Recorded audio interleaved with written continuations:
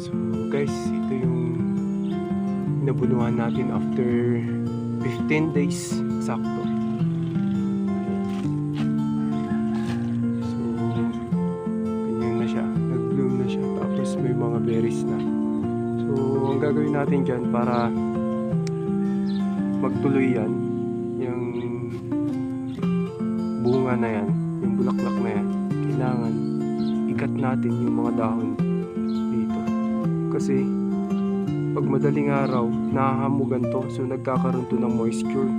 Kapag nagkaroon ng moisture to, tapos natutuluan itong flower na to, so masusunog yung berries, masusunog yung flower, so hindi sila magtutuloy.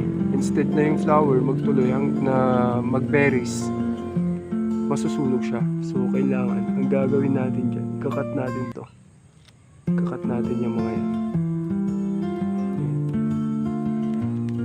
Yung i-free natin yung i-free natin yung bulaklak na hindi masagi ng dahon. Yan. So yan, tapos kapag ganyan na, pagpagin natin to, pagpagin lang natin para mahulog yung mga ano niya. Yan. Pagpagin. Tapos yan, yung mga maiiwan. So dapat i-free lang natin yung hindi siya nahahamugan. Kasi kapag madaling araw nagkakaroon ng hamog, masusunog. Alam naman natin na kapag ang grapes, kapag kala nila, kapag nagbulaklak na, ini-sprayhan pa nila, so maling gawain yan, hindi siya magtutuloy. So after 15 days, ganito ang resulta.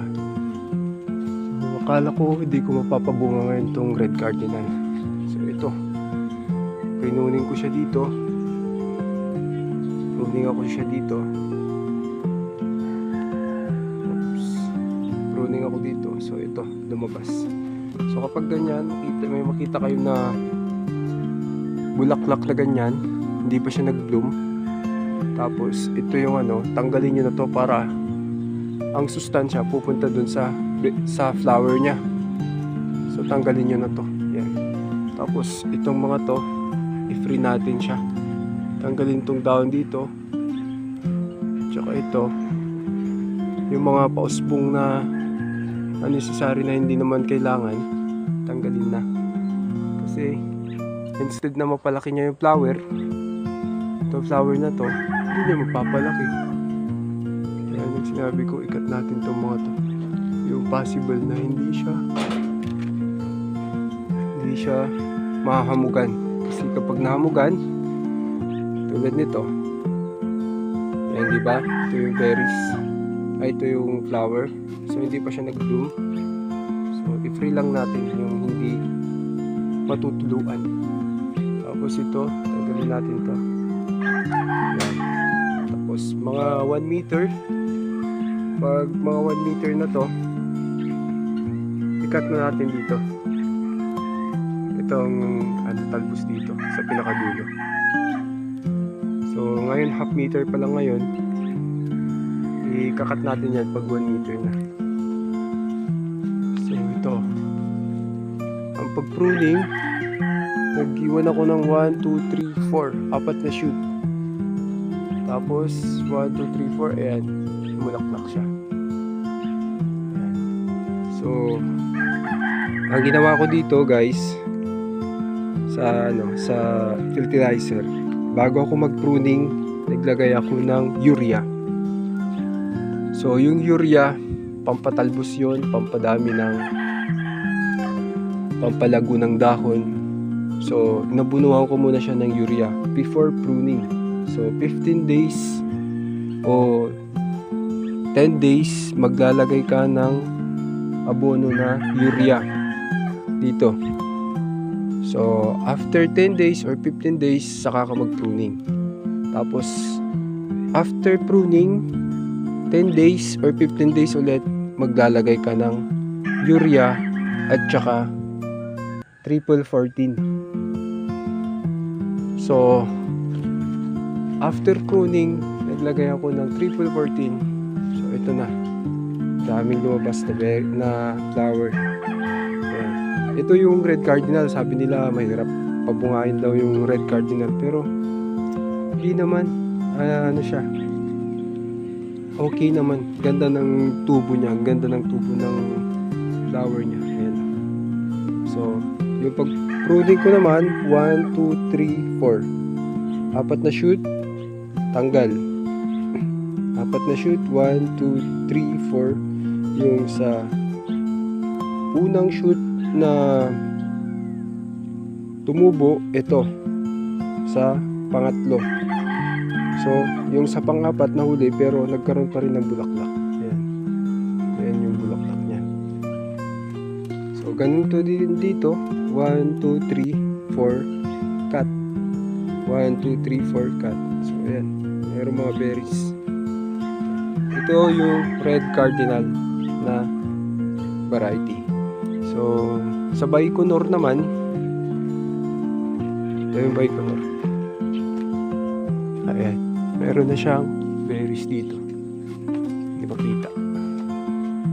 Hindi makita. Ayan, ito yung berries ng Baikonur. Ayan. So napabayaan ko to, nasunog yung ibang nasunog yung ibang flower niya nung nag-bloom, kasi medyo ulan-ulan nun nung nagpunta ako Manila nun, kaya hindi ko na nasikaso. So yung ibang red cardinal ganun din. Ayan, ito yung mga berries ng ibang red cardinal. Nasunog din siya kasi wala akong that time na yun, wala ako sa So ayan, ito yung berries ng red cardinal. Palaki na sila. So gaya yung sinabi ko, kapag may ganyan, tanggalin natin itong mga sari na dahon na pwedeng makasagabal sa mga berries o sa mga ito, tanggalin natin itong mga to. Tanggalin natin. Yan. Yan. Tanggalin natin itong mga to.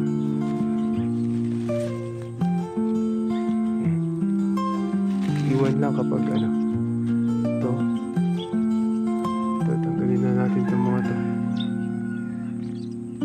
Cut natin. Yan.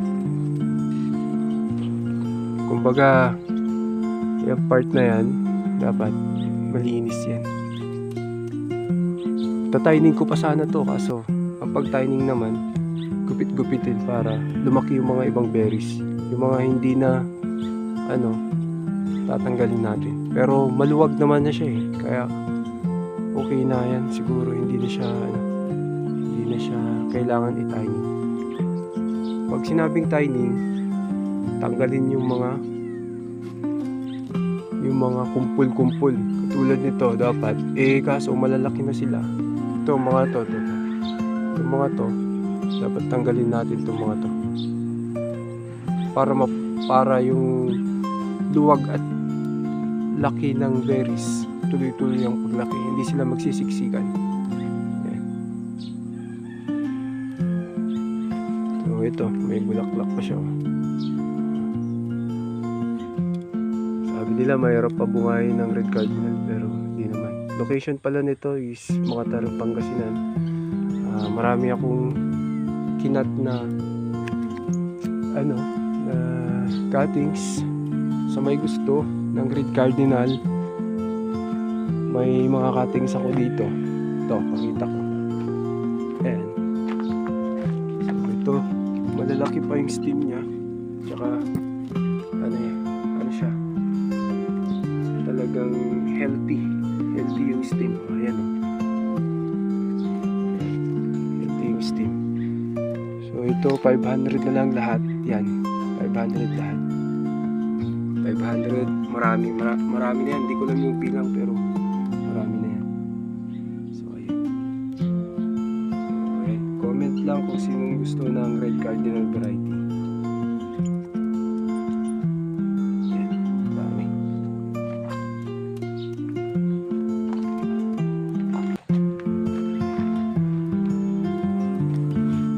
So ito medyo pag nag-bloom na to, tanggalin na natin yung to kasi nakakasagabal na.